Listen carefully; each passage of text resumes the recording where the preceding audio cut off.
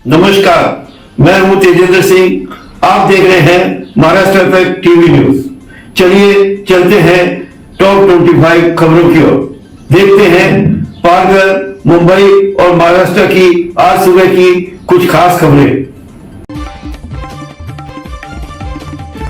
Palghar police अधीक्षक श्री यतीश देशमुख की खास पहल से पूनम चौहान नामक महिला को न्याय मिलने की संभावना बढ़ी। आज 29 तारीख को पालघर पुलिस ने महिला श्रीमती पूनम की शिकायत पर प्रथम सूचना रिपोर्ट दर्ज की और आरोपी अनिल चौरसिया के खिलाफ यौन उत्पीड़न और ठगी की संगीन धाराओं में मुकदमा दर्ज कर विवेचना शुरू की।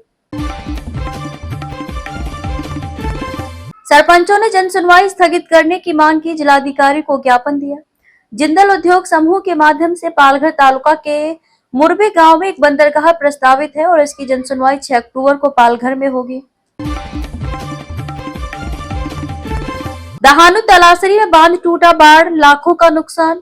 दहानू तलासरी बांध के अचानक गेट खोल दिए जाने से दहानू तालुका के सरवाली, सावता, पिंपल, सेत खुर्दे, चारोटी और अन्य गांव में बाढ़ की स्थिति पैदा हो गई है। इससे आवश्यक वस्तुओं सहित लाखों रुपए का नुकसान हुआ है।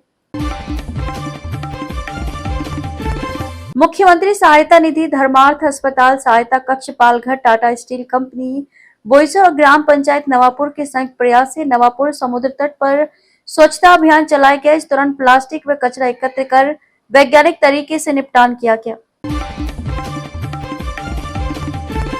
लोकल ट्रेन से गिरकर महिला की मौत। पश्चिम रेलवे पर भाईंदर वे ब्रिज के पास एक लोकल ट्रेन से गिरकर विमल सुपेवार उम्र 53 वर्ष नामक महिला की मौत हो गई।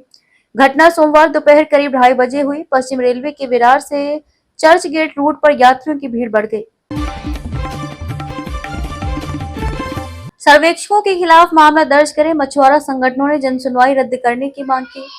यह जनसुनवाई कानून के अनुरूप नहीं है क्योंकि इसमें प्रस्तावित JSW मुरबे बंदरगाह के समुद्र में हो रहे बदलावों के कारण मछली पकड़ने के मैदानों और तटरेखा पर पड़ने वाले प्रभाव की समीक्षा की जा रही है। पालघर पुलिस बल ने बाढ़ में फंसी कुल 66 महिलाओं और बच्चों को सफलतापूर्वक सुरक्षित निकाला। दहानू पुलिस स्टेशन और बानगांव पुलिस स्टेशन का उल्लेखनीय प्रदर्शन भारतीय मौसम विभाग ने 26 सितंबर 2025 से 29 सितंबर 2025 तक पालघर जिले के लिए रेड अलर्ट जारी किया था। वसई विरार महानगर पालिका नगर रचना विभाग में पूजा हिप्परगेकर की उप संचालक के पद पर नियुक्ति। वसई विरार महानगर पालिका के नगर रचना विभाग में पूजा हिप्परगेकर को उप संचालक के पद पर नियुक्त किया गया है। उन्होंने अपना कार्यभार संभाल भी लिया है। नया साल, नई क्रांति, वसई विरार को मिलेगा विकास का सबसे बड़ा तोहफा। 100 अत्याधुनिक इलेक्ट्रिक AC बसों के साथ शहर की बदल जाएगी तस्वीर। PM ई-बस योजना वसई विरार के हर नागरिक के लिए इस नव वर्ष पर केवल रोशनी और मिठास ही नहीं बल्कि एक ऐतिहासिक बदलाव की सौगात लेकर आई है। बाढ़ से हुए नुकसान का सर्वेक्षण। भाजपा पालघर जिला अध्यक्ष श्री भरत भाई राजपूत ने सावता गांव का दौरा किया और बाढ़ से ग्रामीणों को हुए नुकसान पर चर्चा की।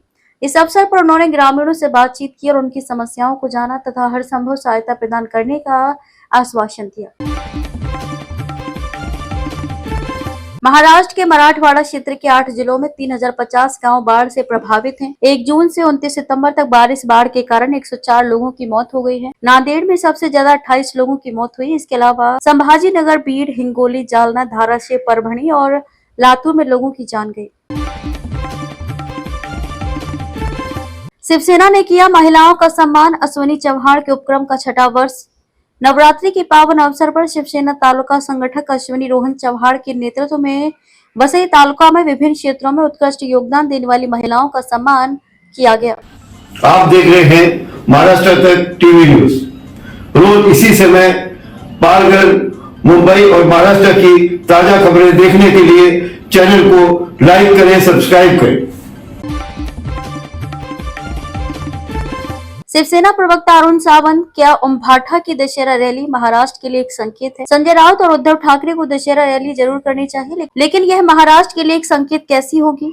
वे क्या विचार रखेंगे? उन्होंने कांग्रेस को अपने विचार पहले ही बता दिए। हम अदालत में लड़ेंगे, आप जमीन पर लड़ें। वरिष्ठ वकील गायत्री सिंह और मिनाज काकलिया ने वधावन विरोधी प्रदर्शनकारियों को ये जानकारी देकर ताकत दी। लोकमत न्यूज नेटवर्क।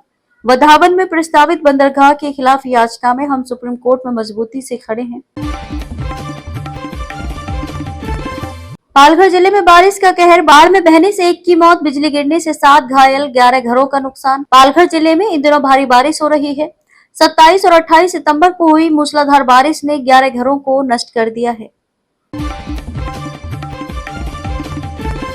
पालघर में बिजली कर्मचारियों का आंदोलन। पालघर महाराष्ट्र राज्य विद्युत कर्मचारी अभियंता और अधिकारी संघर्ष समिति क्रिया समिति ने अपनी लंबित मांगों के लिए 9 अक्टूबर 2025 को एक दिवसीय हड़ताल का आह्वान किया है। इस आंदोलन की तैयारी के तहत 24 सितंबर को पालघर में द्वार सभा का आयोजन किया गया। सात पार्टी दांडीपाड़ा क्षेत्र में एक और कंटेनर मिला, पुलिस की तत्काल कार्रवाई। पालघर जिले के सात पार्टी पुलिस थाने की सीमा में मौजे माहिम टेम्भी गांव क्षेत्र में 24 सितंबर 2025 को सुबह 9 बजे के आसपास स्थानीय मछुआरों ने एक कंटेनर के समुद्री लहरों के कारण किनारे पर आने की जानकारी सात पार्टी पुलिस को दी।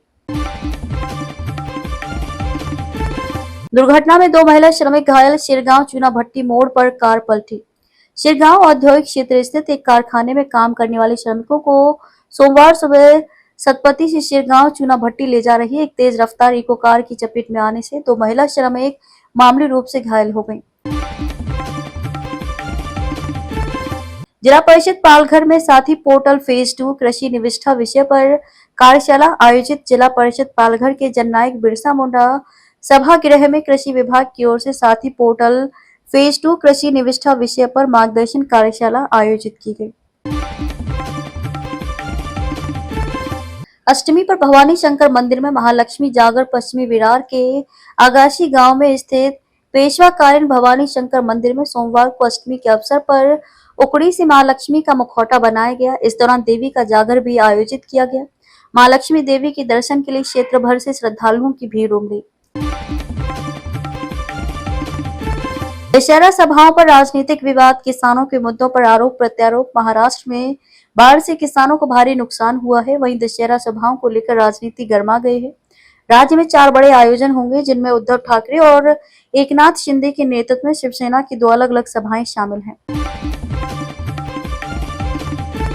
भाजपा के गढ़ में संघ का विजयदशमी समारोह। राष्ट्रीय स्वयंसेवक संघ ने मीरा भाईंदर निर्वाचन क्षेत्र पर ध्यान केंद्रित किया है, जो भाजपा और महायुति का गढ़ है। रामभाऊ महालगी प्रबोधिनी के माध्यम से संघ परिवार से जुड़े वरिष्ठ नेता उत्तान क्षेत्र में सक्रिय हैं। ये वर्ष संघ का शताब्दी वर्ष है और भाईंदर में विजयादशमी समारोह का आयोजन किया गया है।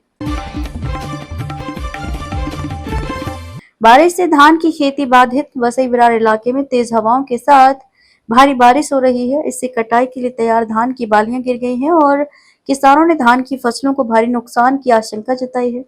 पूर्वी और पश्चिमी क्षेत्र में 7000 हेक्टेयर से ज्यादा जमीन पर खरीफ की फसल बोई गई थी। 12वीं फरवरी मार्च 2026 परीक्षा आवेदन पत्र जमा करने की अंतिम तिथि बढ़ाई गई।